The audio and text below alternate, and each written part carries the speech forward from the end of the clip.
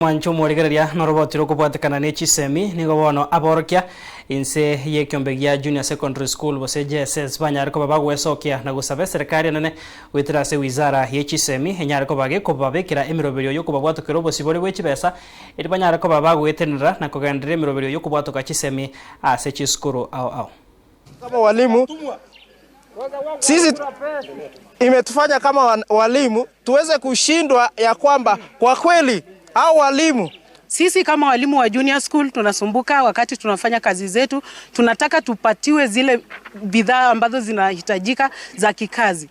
La tatu la muhimu ni kwamba tunataka pia michezo yetu ifanyike kando kabisa ili tuweze kukuza ile talent za wanafunzi. As a county, we come here for one main agenda. Agenda one is autonomy. Autonomy of junior school schools. Number two is the confirmation of 20,000 intern teachers who are serving now on contract terms. While posting junior school teachers to JS, they posted them as post-primary teachers, and therefore it is erroneous to continue being managed by people who are not trained as the post-primary teachers. That's number one. Number two, there is a contradiction on their career progression.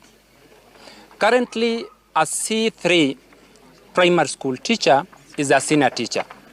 Our brothers and sisters in junior school who were promoted the other day to C3 cannot be appointed as senior teachers.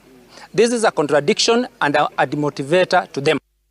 When the presidential working party were moving round to correct the information all for public participation, the junior school teachers and the students were not involved.